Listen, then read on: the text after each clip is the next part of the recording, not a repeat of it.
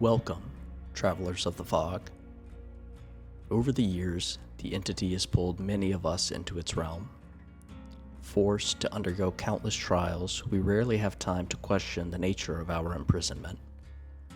Over the 10 years we have been trapped here, we have pieced together the story from items we have found in the blood web and memories we see in the fog. Thankfully, we aren't the first to try to uncover the secrets of this realm, and we have been left with many records of memories and journal entries in the archives. Although the collection is incomplete, we have enough information to put together a coherent narrative of events that happened to a particular survivor, that survivor being the Observer. In this series, I will analyze all the Arcus entries in order, not the order that they were given to us in the tomes, but the order the Observer wrote them. Together, we will analyze the entries to better understand this realm. We will see the realm as the Observer did, from the beginning of his imprisonment to present day. This will be a thorough investigation that will reconstruct the realm, starting with the information we have from each entry. We will profile the Observer as well as other characters, try to describe the entity, and hopefully find a way out of here. I have ordered the Arcus series chronologically and assigned a volume number to every 100 entries starting with 0. At the time of making this video, Tome 24 is the latest tome, and there are 78 Arcus entries in our possession. There are rather large gaps in our volumes, but there is enough for us to start our investigation. After I finish the Arcus series, I plan to complete all short stories featured in the House of Arkham section of the tomes, so we can flesh out the story even more. These videos are designed to be watched or simply listened to. You are not required to look at the screen to gain detail, and I anticipate that many of you will listen to them to fall asleep. For that reason, there will be no loud sections of audio, and all videos will use a dark color palette as to not light up your room if you have to leave your phone unlocked to play the video. So, gather around the campfire, snuggle up in bed, and let's begin. We learn from Arcus 1 that the Observer has been studying the entity and has been banished to its realm. He found writings from previous occupants of the tower and has decided to organize them. These unknown few studied the entity and shared his ability to experience memories from the fog.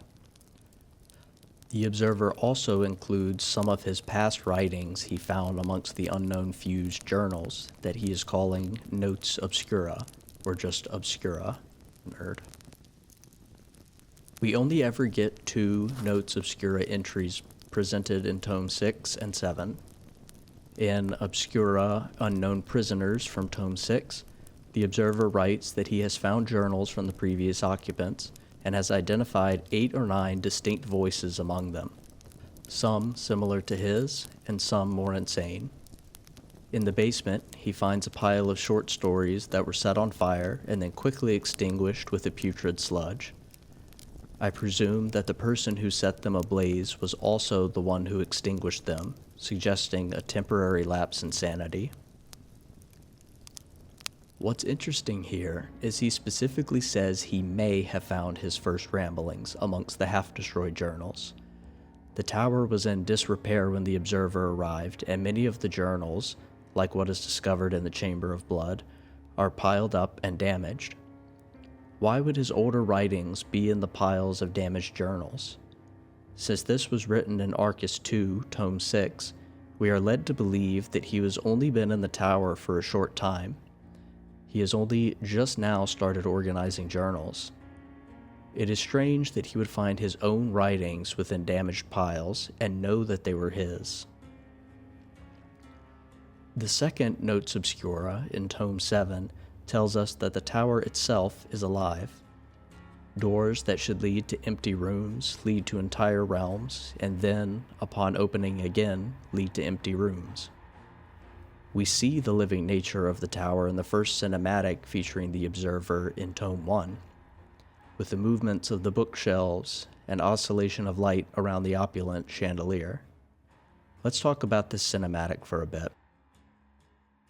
This is the first ever look we get at the Observer in the tomes, and the tower we see is quite different than the one described in Arcus 1 and 2. The Observer, wearing a button-up shirt, face obscured, has mastered the use of the Orus and mastered conjuration.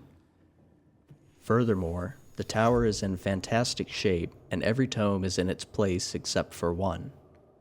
But wait, in Arcus 3 we learn that the Orus is broken and the Observer is currently trying to fix it.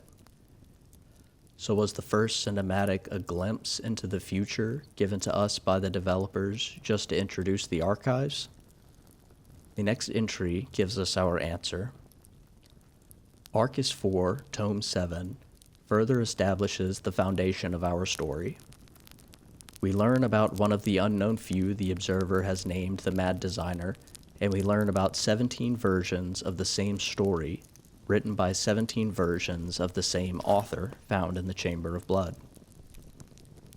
The Observer speculates that one of the previous residents was compiling these stories to better understand their imprisonment, the entity, and the realm.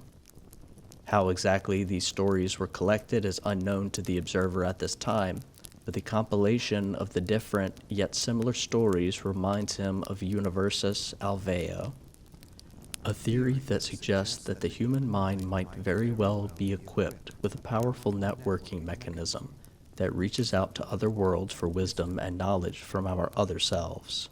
Universis Alveo implies the existence of the multiverse, which is further supported by the 17 versions of the same story. This suggests that there could be multiple versions of the same Observer. In fact, this is proven in the second cinematic featuring the Observer in Tome 6. Here, we see the Observer in a trench coat, who I believe to be the author of the Arcus series, discover the derelict tower. Inside the study, he finds the Observer from Cinematic 1 dead in the armchair. The dead Observer is almost certainly the one from Cinematic 1. His face is obscured, the empty whiskey glass is on the floor next to him, and he is in the exact room where he was first shown. The only difference is the vest the dead Observer is wearing. This Observer, which I will call Observer 1, appears again in the cinematics for Tome 10 and 11, with the same long beard, vest, and blood splatter. I will call our current Observer, Observer 2. We now have 3 individual characters and a group of the unknown few. We will continue to fill out this character screen as we continue through the series.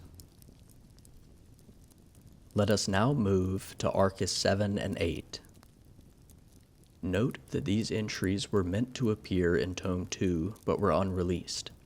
Their audio was later discovered in the game files and has been uploaded to the wiki. Since these were not released and may not be considered canon by lore purists, I will display this indicator when discussing anything non-canon or speculation. Arcus 7 and 8 are labeled as the Entity 2, and were to expand on the Entity sub-series in Tome 1. Arcus 7 explains why survivors and killers are in the realm. It explains that the trials are used to extract psychic sustenance for the entity. It is possible that the developers thought this entry was too on the nose and didn't immerse the reader as much as they wanted. We, the players, know from other stories that the entity feeds off emotion, and the trials are the collection method of choice. Arcus 8 serves to flesh out the Observer's identity. In this entry, he speculates if he would be in the position he is now if he had never been interested in Celestials, if he had not witnessed the destruction of a world, if he had not gone against the Council. I believe that the Observer and the Council used the Orus or a similar device to peer into other worlds. In doing so, they witnessed the power of the entity. The Observer must have disagreed with the Council's plan of action and was banished for it. Okay, done speculating. In Tome 8, we are given Arcus 13. The Observer writes about different realms which he calls Terra Worlds. Initially, I thought he was using the Orus to peer into these worlds, but the next Arcus entry specifically states that these stories were discovered in the Chamber of Blood. Like the Arcus entries, each Terra world is numbered and occasionally given a name.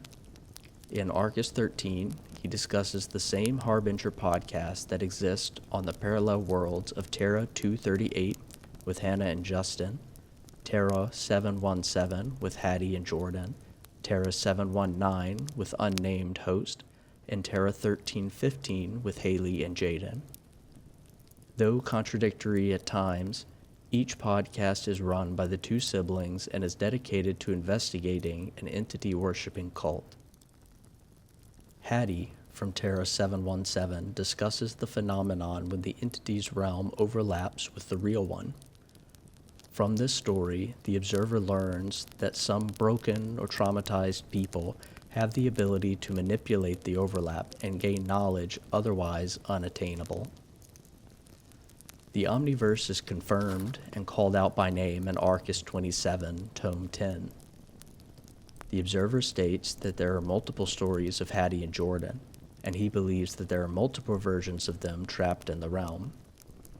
He reminds himself that the stories and artwork in the Chamber of Blood are interpretive and not exact. They are reconstructions of several versions of the same story. There are so many stories, in fact, that he has picked two at random to start his research, namely the Red Crane series and 12 to Midnight.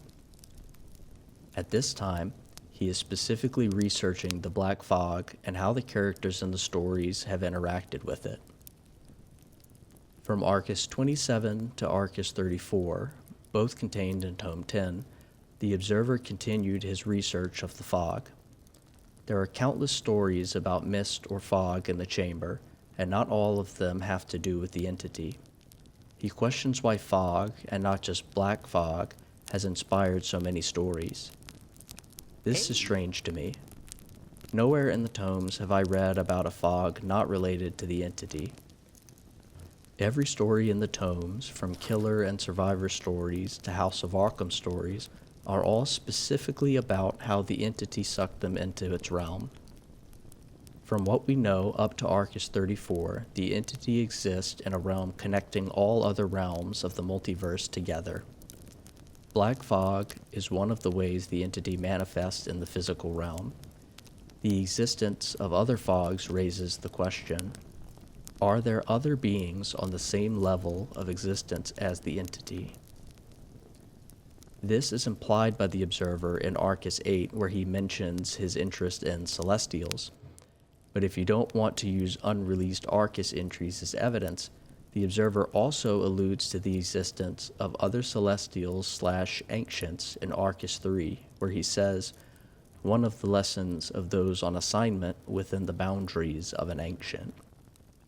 Ancients are referenced in the plural again in Arcus 13. So far, I have no evidence to support the existence of other entity-level beings, and although they may exist in the broader Dead by Daylight universe, they have no influence on our entity-dominated part of that universe, and I will leave this theory on the shelf until new evidence comes to light. Okay, back to our investigation. In Arcus 41, Tome 10, we learn more about the Mad Designer. He was first discussed in Arcus 4 and is the creator of wild sketches that the observer uses for entertainment. We are told that the Mad Designer has total disregard for these characters.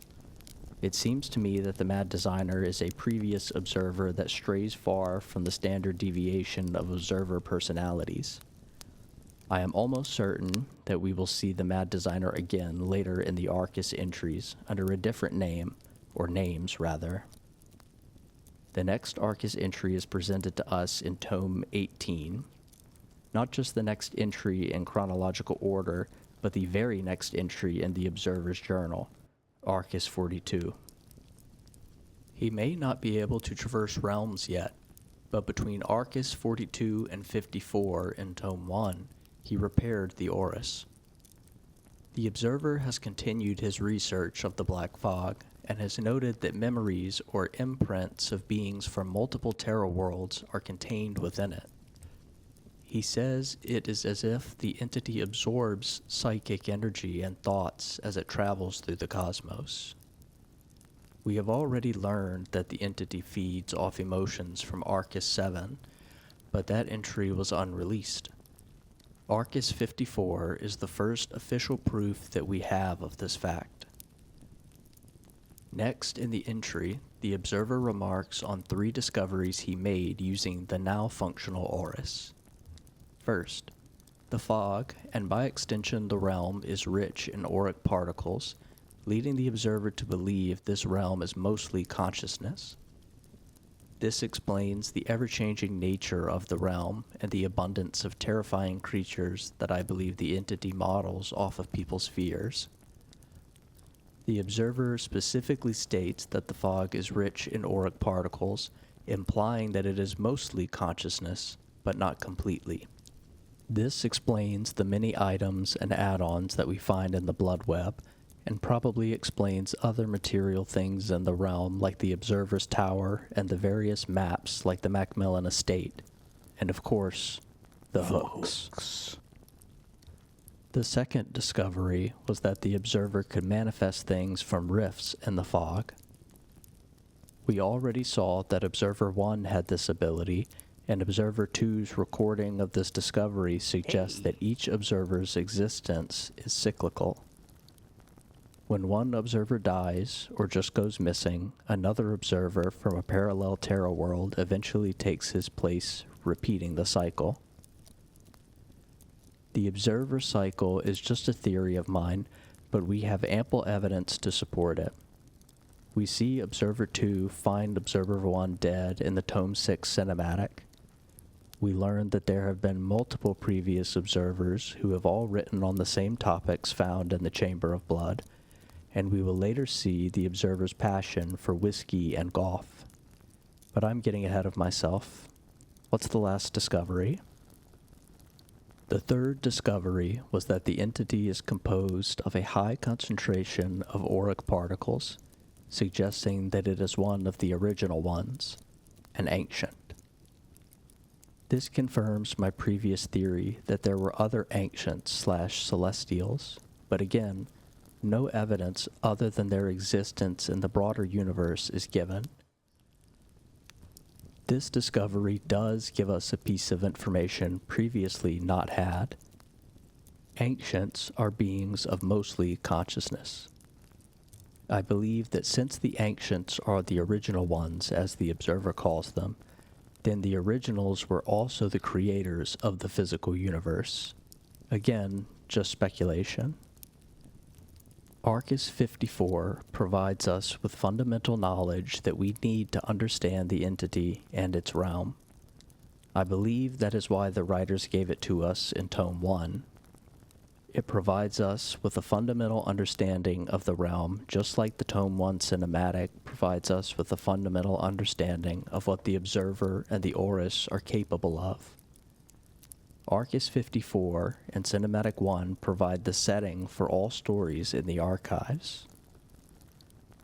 Tome 1 establishing the setting is not the only time the writers have used specific tome numbers or Arcus numbers to develop the story. At this time, with Tome 24 being the current tome, there are only 3 occurrences of consecutive Arcus entries being released in different tomes: Arcus 1 and 2 from Tomes 1 and 6, Arcus 41 and 42 from Tomes 10 and 18, and Arcus 731 and 732 from Tomes 1 and 18. I believe this is an intentional move by the DBD writers to tie the story of the Observer together. Tomes 1 and 6 are both important because they establish the early days of the current Observer, and the cinematics show us Observers 1 and 2. But what makes Tome 18 important? Previously, we believed that the Observer was killed in the Tome 11 cinematic. We received no additional Arcus entries until Tome 15, where we received a single entry. After that, we had to wait until Tome 17, where we received 5 consecutive Arcus entries and a cinematic showing Observer 2 out and about in the realm. Tome 18 gives us 4 more entries in a somewhat random order, with 2 of them being successive entries to Arcus 41 and 731. I believe this is a very deliberate move by the writers, and I haven't seen many people pick up on this, but the current Observer is alive and well. Remember that the Observer shown fighting for his life in Tome 11 and the one dead in the chair in Tome 6 are one and the same, namely Observer 1. Observer 2 is the current Observer. So where is he? Why did he disappear from the tomes for over a year if he wasn't dead? Later Arcus entries will tell us. Stay tuned and search the fog for the next video on this subject. Until next time, struggle well.